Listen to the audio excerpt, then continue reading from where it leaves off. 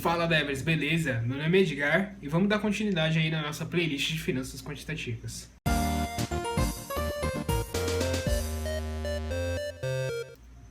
O tópico da nossa aula de hoje é Drawdown. Vamos conversar aí sobre o que é Drawdown, Maximum Drawdown e também aprender a computar o Drawdown de uma ação. Lembrando que hoje vamos usar conceitos importantes que já foram falados nas aulas anteriores. Então, se você estiver meio perdido aí, dá uma conferida na nossa playlist de finanças quantitativas. Ah, e caso você tenha qualquer dúvida, pode chamar a gente da Lab, seja pelo e-mail ou pelo Instagram. Vai ter algum membro lá para te responder. Vamos começar falando aí o que é Drawdown. Drawdown é nada menos que uma medida de risco. Ela é obtida a partir da perda que você vai ter comprando uma ação ou um portfólio na máxima e vendendo ele no mínimo. Ele vai ser a perda percentual dessa venda. Durante o investimento, ao longo do tempo, a gente vai ter mais de um drawdown, já que o investimento tem altas e baixas, né? A gente pode observar aqui no gráfico. Por exemplo, aqui no dia 23/1, a gente tem um pico, né? Que é quando a ação está numa máxima. Caso a gente comprasse a ação nessa máxima e vendesse ele, por exemplo, no dia 20/6, aqui onde está uma baixa, a perda percentual que a gente teve nessa ação seria o nosso drawdown. E aí você pode estar perguntando, mas quais desses valores a gente vai acabar utilizando? A gente vai utilizar o valor que a gente chama de Maximum Drawdown, que intuitivamente seria o drawdown máximo. Ou seja, durante todo esse investimento é a perda máxima que você poderia experienciar, comprando a ação numa alta e vendendo ela numa baixa. Então você pode estar me perguntando, tá, mas por que usar o drawdown como uma medida do risco? Por que não usar apenas a volatilidade?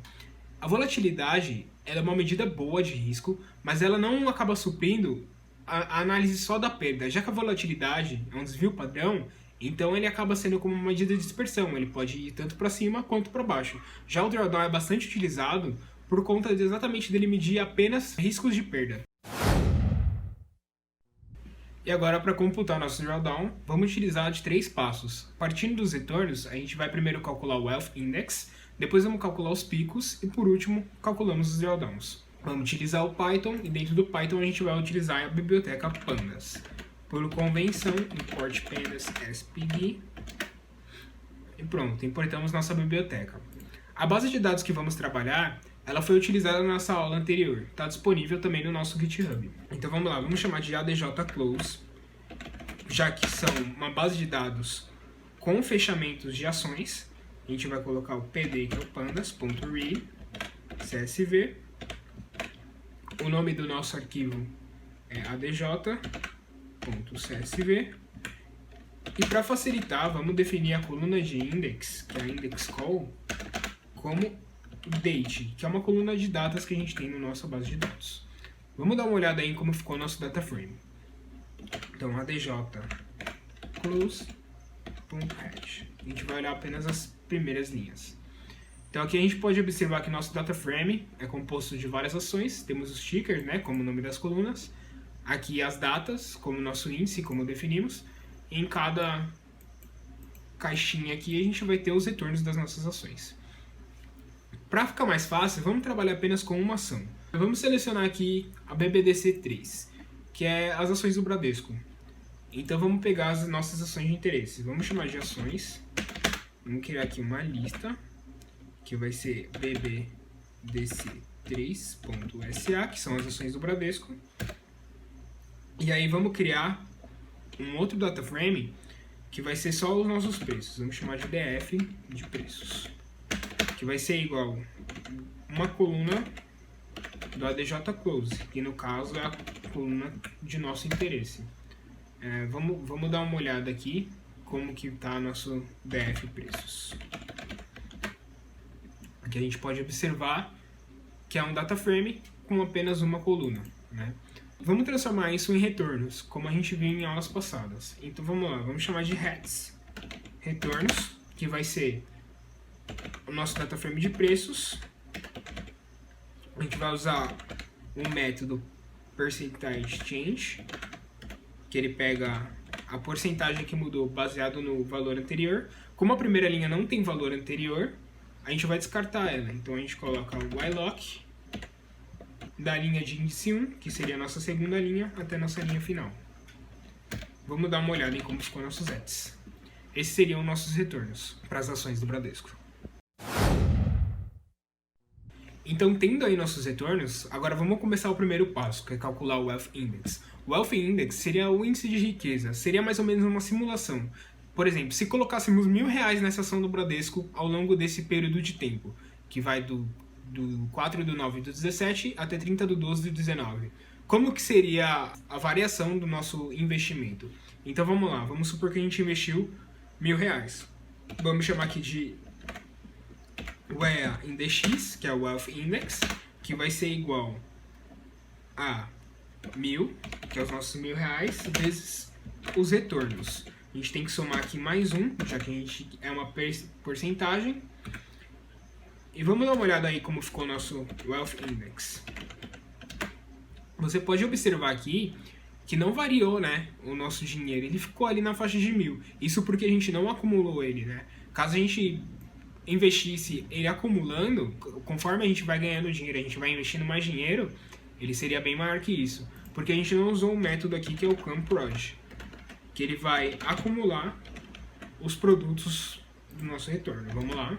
Aí agora a gente pode ver melhor que o produto realmente está acumulado, que a gente investiu R$1.000 lá no começo e no final a gente tem aqui cerca de R$1.500. Vamos plotar esse Wealth Index para a gente visualizar como ele ficou. A gente coloca o Wealth Index.plot. Dentro do plot vamos definir o fig size, que é o tamanho da nossa figura. Vamos colocar um fig size aqui de 12/6 para ficar mais fácil a nossa visualização. Então a gente pode ver aqui nosso Wealth Index partindo de 1.000, como que ele varia ao longo do tempo da gente investindo nessa ação do Bradesco. Então agora vamos para o nosso segundo passo, que é calcular os picos.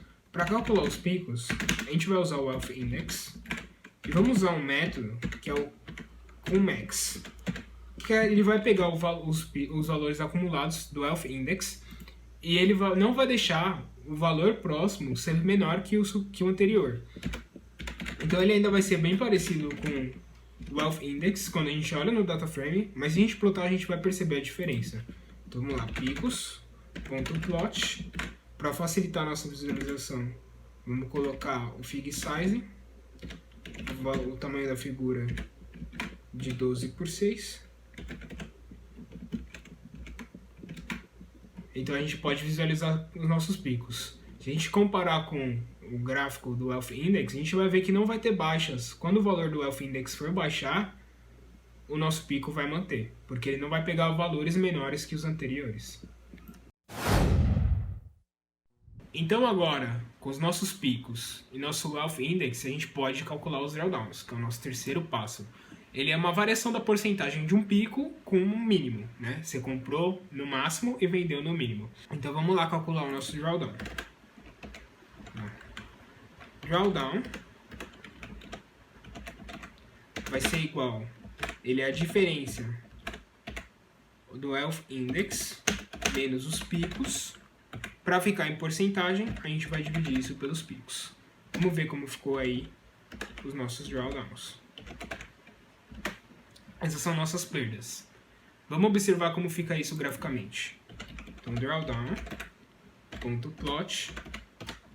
Novamente vou usar o fig size de 12/6 para facilitar a nossa visualização. E aqui a gente pode ver nossos drawdowns. Vocês vão observar que ele é sempre abaixo de 0, já que ele está computando apenas perdas. E vocês vão observar que tem uma medida aqui que é a que está mais inferior. Esse é exatamente o nosso maximum drawdown. Seria a perda máxima que a gente iria experienciar nesse investimento. Como que a gente faz para pegar esse maximum drawdown? Vou definir aqui como max DDW, que é o nosso maximum drawdown.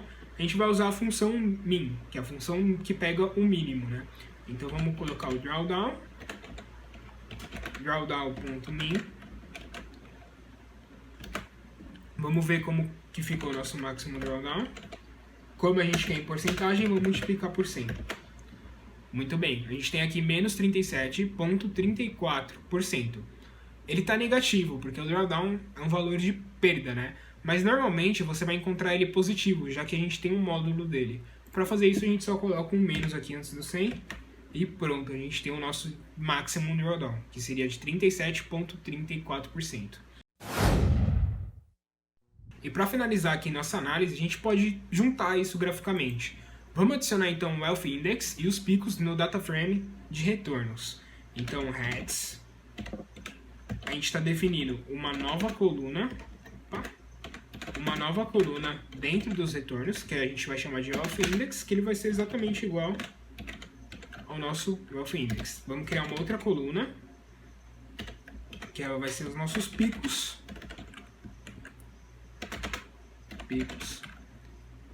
E a partir disso, vou mostrar para vocês como ficou o nosso data frame de retornos. Opa, não foi aqui, foi. Então vamos lá.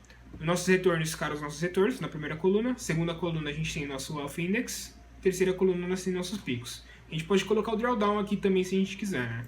Então vamos lá, heads, drawdowns, vai ser igual drawdown. E aí a gente pode ver que ficou os nossos drawdowns aqui também no final. Para a gente visualizar de uma forma bonita graficamente, que é igual aquele primeiro gráfico que a gente viu lá em cima, a gente pode plotar. Então a gente vai pegar o heads, vamos pegar o Wealth Index, vamos pegar também os picos, vamos ponto plot, que a gente quer plotar, vamos definir o fig size, que é o tamanho da figura, vamos colocar 12:6, é um tamanho bom para visualização. E aí a gente tem o nosso gráfico que vai mostrar o nosso Wealth Index, como varia o nosso índice de riqueza aplicando nesse ativo, e vai mostrar os nossos picos também. E aí a gente pode conciliar esse gráfico com esse gráfico que a gente fez de drawdown, e aí é uma ótima medida para você poder analisar nossos drawdowns. Então, por hoje é só. Não esqueça de dar o seu like aí. Se você não é inscrito, se inscreve no nosso canal. E muito obrigado, gente.